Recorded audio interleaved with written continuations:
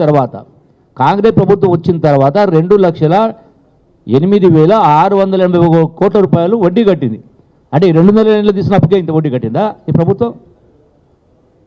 అంటే అందుకే పలాయనవాదము, పొడుగు మాటలు, లావు మాటలు, 6 ఫీట్ల మాటలు కాదు మాట్లాడాల్సింది. నేను అడిగిన దానికి సూటిగా సమాధానం చెప్పకుండా డొంక తిరుగు సమాధానం చెప్పి పారిపోయిండు. ఎవరు వారిపోయిండు? ఇప్పుడు ఎవరు వారిపోయినరు? కొద్దిగా సిగ్గుసరం ఉండాలి, మాట్లాడితే మతిస్థితి ఉండాలి. మీరు ఈ రోజు కాదు ఏ రోజు కూడా నన్ను మీరు తప్పు పట్టలేరు, నన్ను ప్రశ్నించలేరు. పాలమూరు పౌరుషం గురించి మాట్లాడినావు. బరాబర్ పాలమూరు పౌరుషం ఉంది కాబట్టి ఆనాడైనా మంత్రి 3.5 ఏళ్ళ మంత్రి పదవికి రాజీనామా చేసి ఆనాడు మీ బీఆర్ఎస్ పార్టీకి పాలమూరు జిల్లాకి వెళ్ళి 7 సీట్లు ఇచ్చినాం. నేను మంత్రిగా ఉండి 13 సీట్లు ఇచ్చినాం.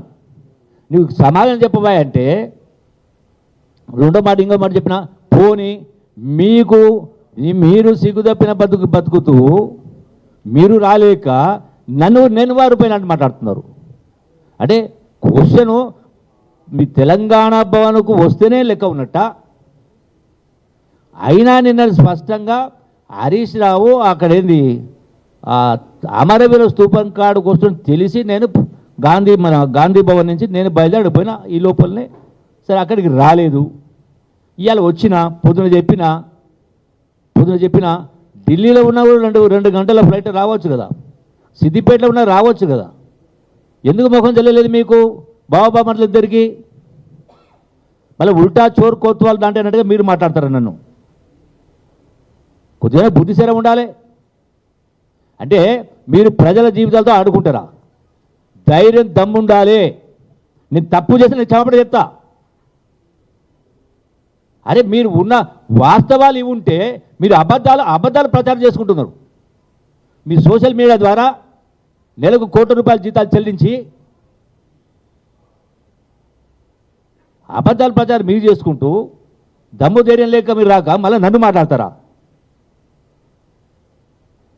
నేను చెప్పిన ఇప్పటికి కూడా నేను కట్టుబడి ఉన్నాన్న.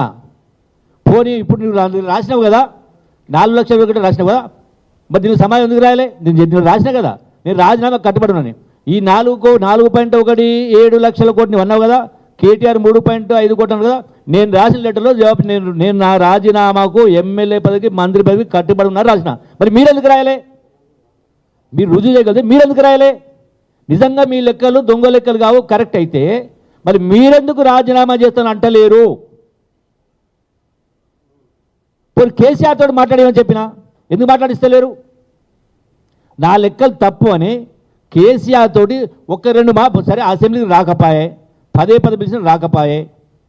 నేను మాట్లాడిన లెక్కలు అబద్ధమని మీ మామతోటి మీ తండ్రి గారితో కల్వకుంట్ల చంద్రశేఖరరావు గౌరవనీయులు మాజీ ముఖ్యమంత్రి సరే మాట్లాడించండి అంటున్నా.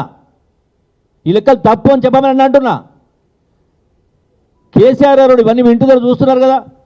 మీ కొడుకు చెప్పినవి, మీ అల్లుడు చెప్పినవి ఇవి అబద్ధాలా నిజాలా చెప్పాలే కదా. మళ్ళా ఉల్టా తెలంగాణ భవన్కు రాలేదు, పారిపోయిండు, చీము రక్తం ఉంటే పాలమూరు పౌరుషం ఉంటే మాట్లాడతారు. నేను ఏ విషయమైనా చివరిదాకా ఏ అంశమైనా వదిలిపెట్టుని కాదు, కట్టుబడి ఉండటోని. నా లెక్కలు కరెక్ట్ కాకపోతే మళ్ళీ పదే నేను దీనికి కట్టుబడి ఎందుకు చెప్తున్నా?